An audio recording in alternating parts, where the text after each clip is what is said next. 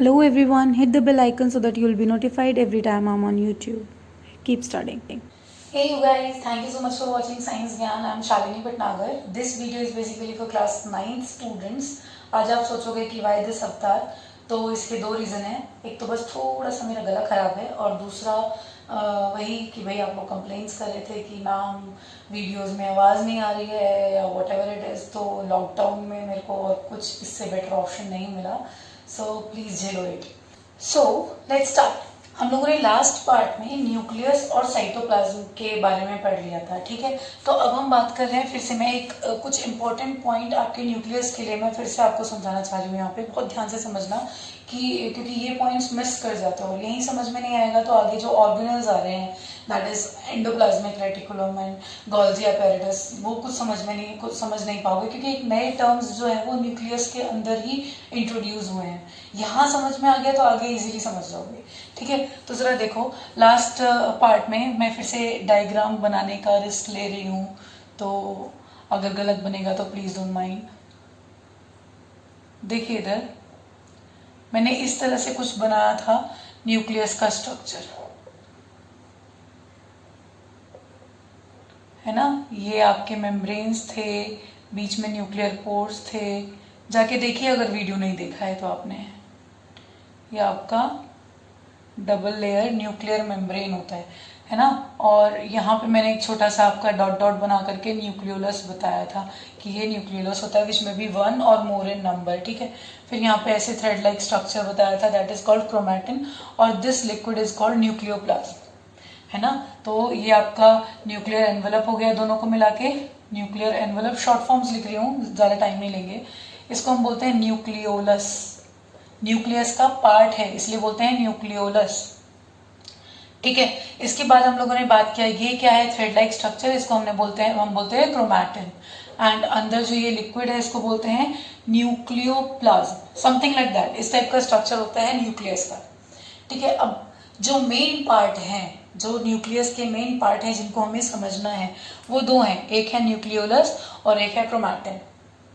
बहुत ध्यान से समझना. न्यूक्लियस के अंदर, यहाँ पे लिख देती हूँ मैं, न्यूक्लियस के अंदर एक पार्ट है न्यूक्लियोलस जिसका बहुत ही ज्यादा इंपॉर्टेंट काम है, ठीक है. न्यूक्लियोलस का काम होता है कि ये आरएनए को बनाता है. RNA, ribose nucleic acid.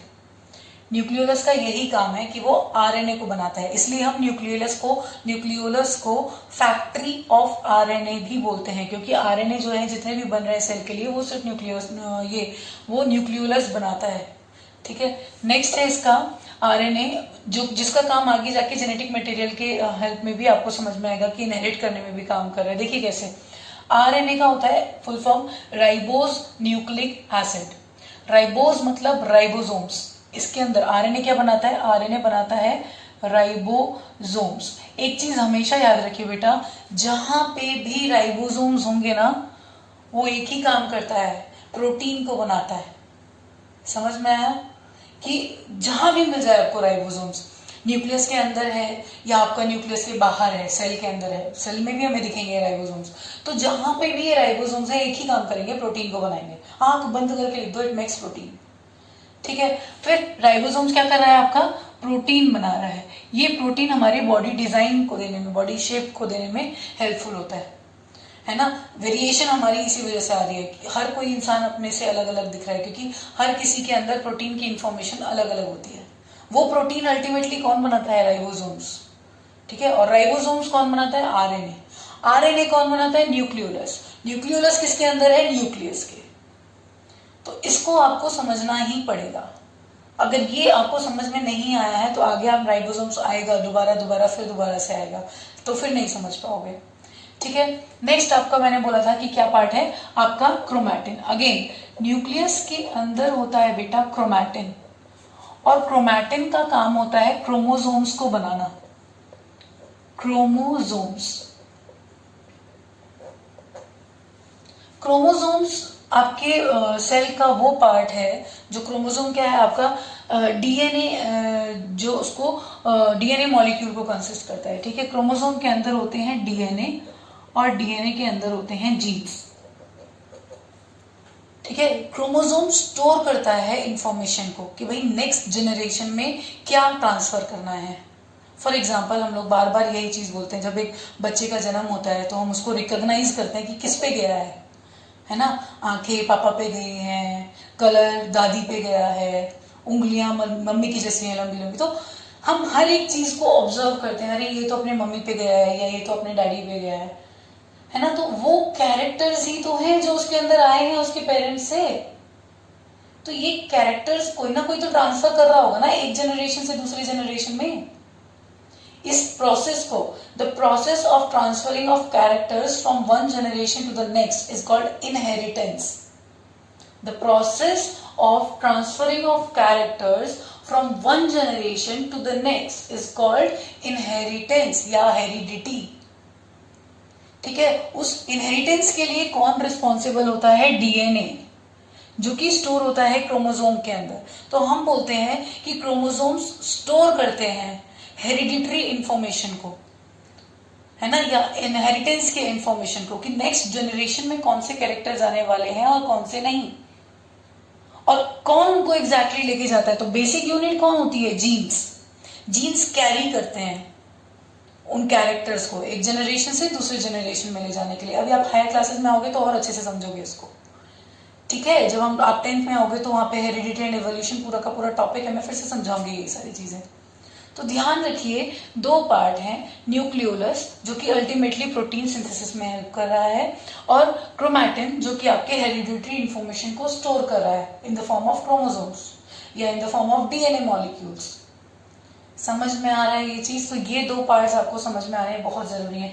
इन दो पार्ट्स की प्रेजेंस की वजह से ही हम न्यूक्लियस को ब्रेन ऑफ द सेल बोलते हैं, क्योंकि इनहेरिटेंस की सारी इंफॉर्मेशन किसके पास है? न्यूक्लियस के पास। ठीक है, प्रोटीन बॉडी शेप कौन दे रहा है? प्रोटीन दे रहा है। तो प्रोटीन कौन बना रहा है? एक पार्ट न्यूक्लियस का ही है, that is nucleolus. And it also controls all the metabolic activities. बाहर सेल के अंदर जितनी भी एक्टिविटीज होती हैं सबको कंट्रोल करता है nucleus. That's why it is called brain of the cell. ठीक है, तो न्यूक्लियस के बारे में एनसीईआरटी में भी दे रखे हैं ये सारे पॉइंट्स, आप चाहो तो वहां से भी देख सकते हो। बट समवट उसकी लैंग्वेज थोड़ा सा बच्चों को लगता है कि डिफिकल्ट है, समझ में नहीं आया, तो इसको यहाँ पे मैं अपने लैंग्वेज में समझाने की कोशिश कर रही हूँ। बट एग्जाम्स में आपको बायोलॉजिकल लैंग्वेज लिखनी है like this only.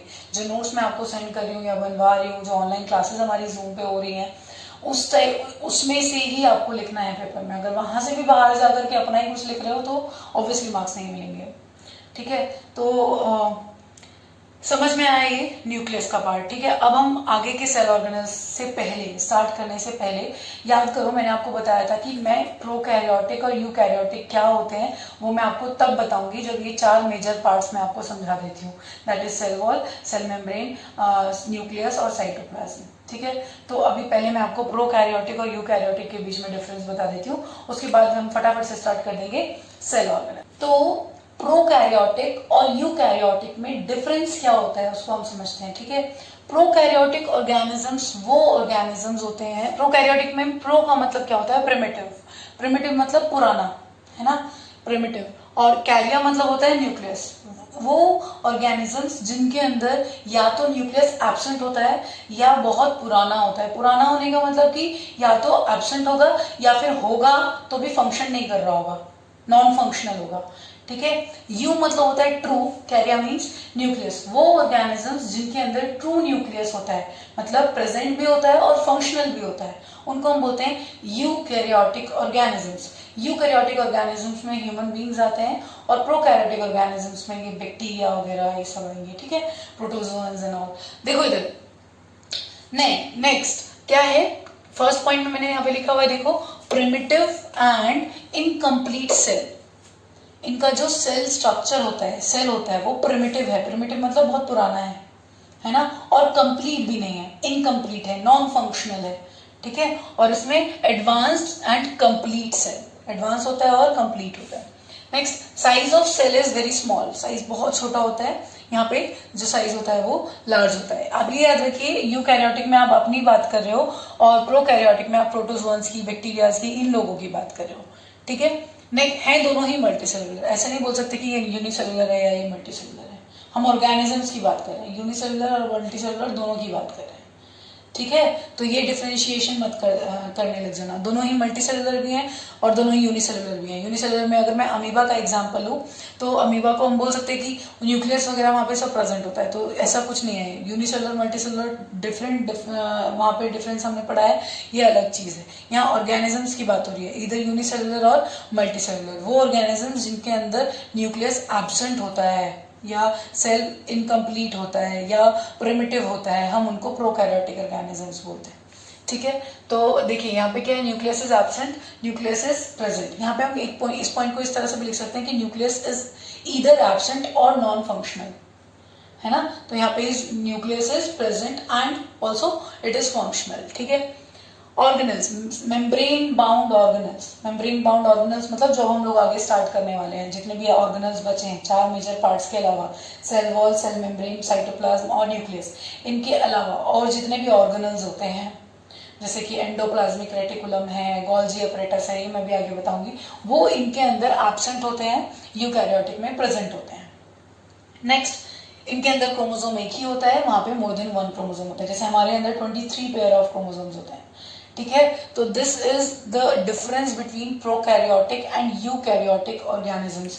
Online class में मुझे इसको लिखाना ना पड़े, आप अभी नोट कर लेना, इसको वीडियो देखते देखते नोट कर लीजिए ये पॉइंट, ठीक है। सो अब हम बात किसके बारे में करेंगे, सेल ऑर्गेनल। और सेल ऑर्गेनल्स, इसमें सबसे पहले हम लोग बात कर रहे हैं एंडोप्लाज्मिक रेटिकुलम। नाम देखिए क्या है, एंडोप्लाज्मिक रेटिकुलम, ठीक है। प्लाज्मा के अंदर, मतलब प्लाज्मा मेम्ब्रेन के अंदर, एंडो मतलब अंदर, inside, endo means inside the plasma membrane,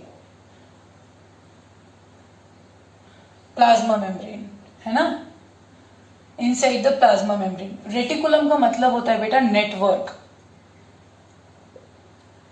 plasma membrane के अंदर जो नेटवर्क टाइप का स्ट्रक्चर आपको दिखता है, इसका डायग्राम मैं भी आपको आगे दिखाने वाली हूँ प्रोजेक्टर पे, जो नेटवर्क टाइप का स्ट्रक्चर जो आपको दिखाई दे रहा है, उसी को हम बोलते हैं endoplasmic reticulum. Just wait for a sec, इसके बाद मैं आपको स्ट्रक्चर दिखाऊंगी और अच्छे से क्लियर हो जाएगा, ठीक है। तो इसके स्ट्रक्चर के बारे में पहले बात करेंगे और then will talk about the function like we usually do, ठीक है। तो सबसे पहले है इसका स्ट्रक्चर। फर्स्ट पॉइंट क्या है, large network of membrane bound tubes.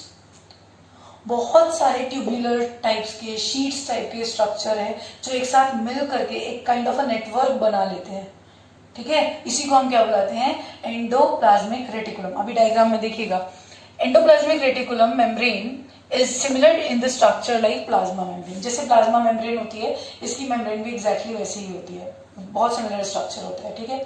अभी दिखाएंगे, 2 मिनट रुक जाइए। फंक्शंस, बस इसका स्ट्रक्चर में हम लोगों को यही 2 पॉइंट्स लिखने होते हैं। फंक्शंस क्या है, क्योंकि प्लाज्मा मेम्ब्रेन की तरह है तो उसका फंक्शन भी प्लाज्मा मेम्ब्रेन की जैसा ही कुछ होना चाहिए।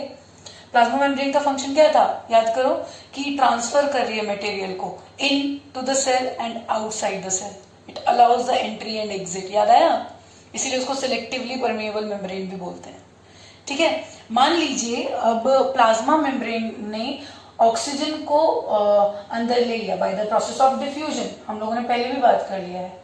अब उस ऑक्सीजन की जरूरत सेल के हर पार्ट को होती है, न्यूक्लियस को, इधर साइटोप्लाज्म के थ्रू एंडोप्लाज्मिक रेटिकुलम को, हर एक ऑर्गेनल को उस ऑक्सीजन की जरूरत होती है। तो प्लाज्मा मेम्ब्रेन के अंदर तो ऑक्सीजन आ गई, वो ऑक्सीजन बाकी सारे पार्ट्स में भी तो जानी चाहिए ना, हर एक पार्ट को ऑक्सीजन की जरूरत है, ठीक है। तो वही काम अंदर के, जो काम बाहर से प्लाज्मा मेम्ब्रेन कर रही है, वो अंदर के जो सेल ऑर्गेनल्स होते हैं उनके अंदर भी एक मेम्ब्रेन होती है, दूसरी मेम्ब्रेन होती है, इसलिए हम इनको मेम्ब्रेन बाउंड ऑर्गेनल्स बोलते हैं, ठीक है। तो वो इनको उस ऑक्सीजन को और हेल्प करती है ताकि वो अंदर आ सके। तो एंडोप्लाज्मिक रेटिकुलम भी कुछ इसी तरह से काम कर रहा है, कैसे कि भाई वो हेल्प कर रहा है मटेरियल्स को साइटोप्लाज्म के रीजन के अंदर ट्रांसफर करने में, या into the cytoplasm, between the cytoplasm and nucleus, उसमें भी इसके ट्रांसफर में वो हेल्प करता है। देखिए जरा इधर, it transports the materials, specially protein होता है मटेरियल में, in various region of cytoplasm. Cytoplasm के various parts, various region of cytoplasm मतलब जो बाकी ऑर्गेनल्स हैं, गोल्जी अपरेटस, माइटोकॉन्ड्रिया, लाइसोसोम्स, ये बाकी जितने भी ऑर्गेनल्स होते हैं उनको भी ट्रांसफर कर रहा है प्रोटीन, और between the cytoplasm and nucleus, cytoplasm और न्यूक्लियस के बीच में भी इनका ट्रांसफर होता रहता है। समझ में आया? इसका स्पेशली जो ट्रांसफर करने का काम होता है वो प्रोटीन को ट्रांसफर कर रहा होता है। ठीक है, तो जस्ट लाइक प्लाज्मा मेम्ब्रेन जैसे वो काम करती है कि भाई ट्रांसफर करने का में हेल्प कर रही है, अलाउ कर रही है एंट्री और एग्जिट को, इसका काम भी कुछ वैसा ही है, बट ये प्रोटीन्स को ट्रांसफर करता है इनटू द साइटोप्लाज्म या इन बिटवीन द साइटोप्लाज्म और between the cytoplasm and the nucleus. ठीक है, अब एंडोप्लाज्मिक रेटिकुलम दो टाइप का होता है, smooth endoplasmic reticulum and rough endoplasmic reticulum. इसको पढ़ने से पहले हम लोगों को डायग्राम देखना बहुत जरूरी है। So let's go. ओके, तो देखिए ये वो डायग्राम है जो आपका एनसीईआरटी में गिवन है। इसके बाद में थोड़ा सा और सिंप्लीफाइड डायग्राम आपको दिखाने वाली हूँ, ध्यान से देखिएगा इसके अंदर कि एंडोप्लाज्मिक रेटिकुलम कहाँ है। देखिए ये स्मूथ एंडोप्लाज्मिक रेटिकुलम के बारे में बताया हुआ है, यहाँ पे कहीं पे ये रफ एंडोप्लाज्मिक रेटिकुलम दे रखा है। बेटा पहली बात तो हम इसकी लोकेशन जान लेते हैं कि एंडोप्लाज्मिक रेटिकुलम होता कहाँ है। ये आपका न्यूक्लियस है, देखिए ये वाला जो पार्ट है, ये जो दिखाई दे रहा है कलरफुल बीच में एकदम सेंट्रली लोकेटेड, ये आपका न्यूक्लियस है। ये हमारा एनिमल सेल है पूरा का पूरा। ठीक है, तो न्यूक्लियस के चारों तरफ एक मेम्ब्रेनस नेटवर्क दिखाई देता है, इसी को हम एंडोप्लाज्मिक रेटिकुलम बोलते हैं। ठीक है, अब यहाँ पे बहुत आप उसको अच्छे से देख नहीं पा रहे हो, थैंक यू एनसीईआरटी, है ना, कि ऑल्दो अच्छा है, ऐसे ही आपको पेपर में भी बनाना है, बट इसका एक थोड़ा सा सिंप्लीफाइड वर्जन मैं आपको दिखा देती हूँ। हालांकि आपने ये तो देख ही लिया है, स्मूथ एंडोप्लाज्मिक रेटिकुलम ये है और रफ एंडोप्लाज्मिक रेटिकुलम ये है। रफ एंडोप्लाज्मिक रेटिकुलम के ऊपर देखिए ये छोटे छोटे गोले गोले से बने होंगे, ये है ना, ये जो पार्ट है ये देखिए 1 2 3 4, ये सारे व्हाइट कलर के जो ये सर्कल सर्कल हो रखे हैं, इसको हम बोलते हैं रफ एंडोप्लाज्मिक रेटिकुलम। और स्मूथ एंडोप्लाज्मिक रेटिकुलम में के ऊपर हमें इसकी शीट के ऊपर या इसकी ट्यूब के ऊपर कोई भी ऐसा स्ट्रक्चर, इसके मेम्ब्रेन के ऊपर हमें कोई भी ये गोल गोल वाला स्ट्रक्चर हमें दिखाई नहीं दे रहा है। ठीक है, तो जिनके ऊपर ये गोल गोल आपको दिखाई दे रहा है, जैसे कि इस पे देखिए, इस पे नहीं दिख रहा है, तो ये क्या है आपका स्मूथ एंडोप्लाज्मिक रेटिकुलम। अब इसके ऊपर देखेंगे छोटा छोटा दिखाई दे रहा है ना, देखिए जरा ध्यान से, छोटा छोटा सा एकदम दिखाई दे रहा है, तो ये रफ एंडोप्लाज्मिक रेटिकुलम हो गया। दोनों में डिफरेंस यही होता है, तो पेपर में नहीं लिखना है कि इसमें गोले गोले होते हैं और इसमें नहीं होते। वो गोले गोले क्या हैं, वो राइबोसोम्स हैं, उसके बारे में मैं आपको बाद में बताऊंगी। ठीक है, तो अभी क्योंकि पढ़ ही रहे हैं तो एक बार पूरा स्ट्रक्चर देख लो प्लांट सेल का। तो ये तो हमने एंडोप्लाज्मिक रेटिकुलम के बारे में बात, या फिर मैं एक एक करके दिखा देती हूँ दोनों वाली, मैं बहुत अच्छी हूँ।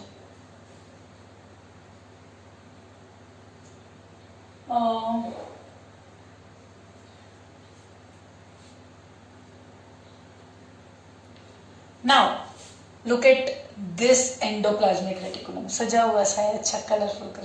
देखो इधर, ये जो बीच में था वो आपका न्यूक्लियस था। इसका इस टाइप से हम लोग सेक्शनल व्यू देख रहे हैं। ठीक है, बीच में हमारा न्यूक्लियस होता है। इस न्यूक्लियर मेम्ब्रेन के चारों तरफ घेर के जो रखा हुआ है वो आपका है endoplasmic reticulum, basically rough endoplasmic reticulum. जो मैं गोले गोले आपको वहां दिखा रही थी, यहाँ पे देखो ब्लू कलर की डॉट्स आपको आराम से क्लियरली दिखाई दे रहे हैं। ठीक है, these dots are called ribosomes. देखिए इधर, ये क्या है आपके राइबोसोम्स। ठीक है, तो जहां पे ये डॉट्स दिखाई दे रहे हैं वो आपका रफ एंडोप्लाज्मिक रेटिकुलम है।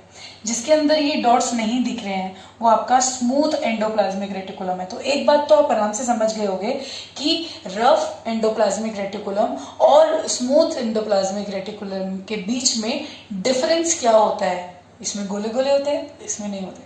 गोले गोले मतलब इनके अंदर राइबोसोम्स प्रेजेंट होता है।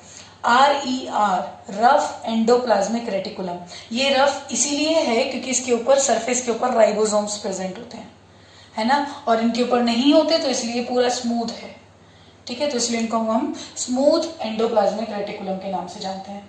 ठीक है, so what is the difference between RER and SER। एक चीज तो मैं आपको ऑलरेडी बता चुकी हूँ, गोले गोले वाला, दैट मीन्स राइबोसोम्स। ठीक है, RER means rough endoplasmic reticulum. इनका जो सरफेस होता है वो रफ होता है। मेरा मतलब कहने का ये है, रफ क्यों होता है, because of the presence of ribosomes.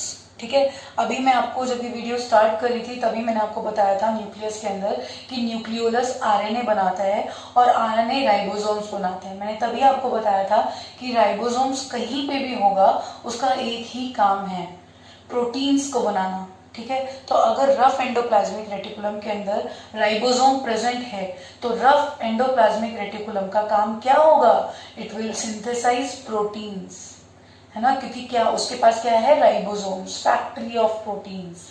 ठीक है, तो वहां पे वो आपका बनाएगा, प्रोटीन को सिंथेसाइज करेगा। ठीक है, स्मूथ एंडोप्लाज्मिक रेटिकुलम में जैसे भी मैंने डायग्राम में दिखाया आपको कि उसमें ये डॉट्स नहीं दिख रहे थे, है ना, वो डॉट्स नहीं होने का मतलब क्या है, उसके अंदर राइबोसोम्स प्रेजेंट नहीं है। ठीक है, तो वो प्रोटीन्स नहीं बनाते, वो क्या बनाते हैं, लिपिड्स बनाते हैं, फैट्स बनाते हैं। तो ये काम किसका होता है, एसईआर का। जरा याद करो फटाफट, याद करो। प्लाज्मा मेम्ब्रेन में जब हम स्ट्रक्चर पढ़ रहे थे तब मैंने आपको बताया था कि plasma membrane is made up of lipids and proteins ना। तो प्लाज्मा मेम्ब्रेन को वो लिपिड और प्रोटीन कौन दे रहा है, एंडोप्लाज्मिक रेटिकुलम। एसीआर लिपिड बनाता है, लिपिड ट्रांसफर होता है। आरईआर क्या बनाता है, प्रोटीन्स बनाता है, तो प्रोटीन ट्रांसफर होता है। अभी हमने पीछे ईआर के फंक्शंस में पढ़ा ना कि it helps in transfer of materials specially proteins, है ना, इनटू द साइटोप्लाज्म और in between the cytoplasm and nucleus. तो इसी वजह से है, समझ में आया। नेक्स्ट पॉइंट मैंने बोला क्या कि आरईआर जो प्रेजेंट होते हैं वो पेनक्रियाज के अंदर प्रेजेंट होते हैं और जो एसीआर होते हैं वो लिवर के अंदर प्रेजेंट होते हैं। एसीआर का एक और काम होता है, ये ड्रग्स को डिटॉक्सिफाई करते हैं। ठीक है, मतलब ड्रग्स को डिटॉक्सिफाई करने से मेरा मतलब क्या है, जो भी आप मेडिसिन वगैरह ले रहे हो, है ना, या बोलते हैं ना, बहुत कॉमनली ये चीज बोली जाती है कि भाई ज्यादा ड्रिंक मत करो, लिवर खराब हो जाएगा, है ना, आप अल्कोहल लोगे तो लिवर खराब हो जाएगा। क्यों ऐसा बोलते हैं, क्योंकि ये जो भी अल्कोहल है या जो भी आप ड्रग्स या जो भी आप ले रहे हो, इनको डिटॉक्सिफाई करने का काम, मतलब इनके इफेक्ट को खत्म करने का काम लिवर के पास होता है। उसमें कौन करता है, एसीआर। लिवर के अंदर प्रेजेंट एसीआर का काम होता है कि कोई भी ड्रग ऐसा है जो आपके बॉडी को नुकसान पहुंचा सकता है, उसको डिटॉक्सिफाई कर रहा है ताकि आपको नुकसान ना पहुंचे। तो ये बेसिकली काम करता है आपके मेडिसिन वगैरह के लिए, ताकि आपको कोई साइड इफेक्ट ना हो इस चीज का, है ना, कि ड्रग्स के इफेक्ट को जितना जरूरी है उतना आपकी बॉडी में यूज अप हो, जो जरूरी नहीं है उसको एसीआर खत्म कर देता है, डिटॉक्सिफाई कर देता है। बट अगर एक लिमिट से ज्यादा वो ड्रग्स आपके अंदर जा रहा है, अल्कोहल आपके अंदर जा रहा है, तो एसीआर का फंक्शन तो खत्म होने लगेगा ना, खराब हो जाएगा, जिसकी वजह से हम बोलते हैं कि लिवर खराब हो रहा है।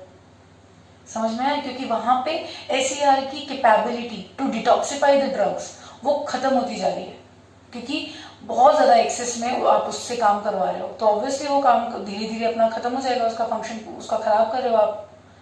समझ में आया, तो यही रीजन है कि बोलते हैं भाई ज्यादा मत पियो, लिवर खराब हो जाएगा। ठीक है, तो ये है difference between RER and ACR. मैं एक बार आपको एनसीईआरटी को भी प्रोजेक्टर में दिखा देती हूँ कि मेन लाइंस वहां पे हम लोग रिकैप लेते हैं एंडोप्लाज्मिक रेटिकुलम के बारे में। बच्चे जब तक समझ में ना आए ना तब तक ऑनलाइन क्लास में भी पूछते रहो कि मैम नहीं क्लियर हुआ है, ये पॉइंट नहीं समझ में आया, ये वर्ड समझ में नहीं आया है। ठीक है, डोंट टेक इट अदरवाइज, इसको ऐसे ग्रांटेड मत लो। ठीक है ना, ये वाला पार्ट अगर समझ में आएगा तो बायो में आप टिश्यूज समझ पाओगे, जो कि चैप्टर 6 है। क्यों, क्योंकि सेल से मिलके टिश्यू बनता है, अगर आपको सेल ही नहीं पता तो टिश्यू कहाँ से पता होगा। ठीक है, तो ये पार्ट बहुत ज्यादा इंट्रोडक्शन पार्ट है, बेसिक है बायोलॉजी का, तो आपको इसको समझना बहुत जरूरी है, एक एक पार्ट आपको क्लियर होना बहुत जरूरी है। ठीक है, कुछ लाइंस है मेरे पास, ये एनसीईआरटी में मैंने हाईलाइट किया हुआ है, वो मैं आपको अभी प्रोजेक्टर पे दिखा रही हूँ। देखिएगा, उसमें ये सब चीजें लिखी हुई हैं ऑलरेडी, जो मैंने आपको अभी नोट्स में आपको कहा है लिखने के लिए। ठीक है, तो एक बार जस्ट रिकैप ले लेते हैं एंडोप्लाज्मिक रेटिकुलम के लिए। देखिएगा, एंडोप्लाज्मिक रेटिकुलम, जैसे कि मैंने अभी आपको नोट्स में बताया कि एंडोप्लाज्मिक रेटिकुलम क्या होता है, it is a large network of membrane bounded tubes or sheets. It looks like a long tubules or round or long bags या vesicles बोल देते हैं इसको. The endoplasmic reticulum is similar in structure to the plasma membrane. बता चुकी हूँ अभी, plasma membrane के जैसा ही होता है इसका structure. There are two types of endoplasmic reticulum, rough endoplasmic reticulum और smooth endoplasmic reticulum. RER looks rough under a microscope because it has particles called ribosomes attached to its surface. ये तो समझ में आया कि जो रफ एंडोप्लाज्मिक रेटिकुलम है, it looks rough because of the presence of ribosomes on its surface. ठीक है, अब जो मैं पॉइंट आपको बताने जा रही हूँ, जरा इसको ध्यान से देखिए. जैसे कि मैं आपको बार बार बोल रही हूँ कि the ribosomes which are present in all active cells are the sites of protein manufacture. बार बार मैं आपको बोल रही हूँ, जहां भी ये राइबोसोम आपको दिखेगा उसका एक ही काम होगा, that is it will manufacture protein. तो आंख बंद करके जहां राइबोसोम है वहां प्रोटीन बनेगा ही बनेगा. ठीक है, नेक्स्ट. अब जो नेक्स्ट पॉइंट है आपका देखिए कि the manufactured protein are then sent to the various places in the cell depending on the need. जिसको जरूरत है उसको वो पहुंचा देगा. ठीक है, using the ER endoplasmic reticulum. जिस भी सेल के जिस भी पार्ट को जरूरत होगी वो उसको ट्रांसफर कर देगा, क्योंकि ट्रांसफरिंग इज बेसिकली इसका काम है ना. ठीक है, तो नेक्स्ट देखो इसके अंदर जो लाइन मैंने हाईलाइट किया है, it is the SER helps in manufacture of fat molecules और लिपिड्स. बताया अभी कि जो एसईआर है वो क्या कर रहा है, आपका फैट मॉलिक्यूल्स को और लिपिड्स को मैन्युफैक्चर करता है. ठीक है, देखो इधर, the SER helps in manufacture of fat molecules और lipids, important for cell function. Cell के फंक्शन के लिए जो इंपॉर्टेंट है. Some of these proteins and lipids help in building the cell membrane.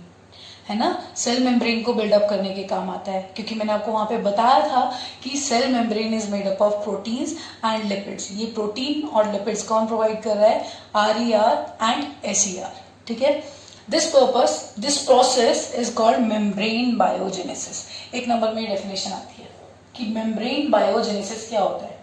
Membrane मतलब सेल मेम्ब्रेन या plasma membrane. Biogenesis का मतलब है जनरेट करना, फॉर्म होना. तो ये जो सेल मेम्ब्रेन है इसकी फॉर्मेशन में कौन हेल्प कर रहा है, एंडोप्लाज्मिक रेटिकुलम या फिर आरईआर एंड एसईआर. तो the process of formation of cell membrane is called membrane biogenesis. फिर से इसको देख लीजिए. Smooth endoplasmic reticulum helps in the manufacture of fat molecules and lipids, important for cell function. Some of these proteins and lipids help in building the cell membrane. Cell membrane के build होने के process को ही हम क्या बुलाते हैं, membrane biogenesis. ये आपका पेपर में आता है, एक नंबर के लिए पूछ लेते हैं. देखो इतना छोटा लिखा हुआ है वहां पर, हम लोगों को दिखाई भी नहीं देगा, लेकिन वहां से डेफिनेशन आ जाती है. ठीक है, तो this is about smooth endoplasmic reticulum. जो पॉइंट मैं आपको बता रही थी कि ये डिटॉक्सिफाई करता है, उसके लिए देखते हैं.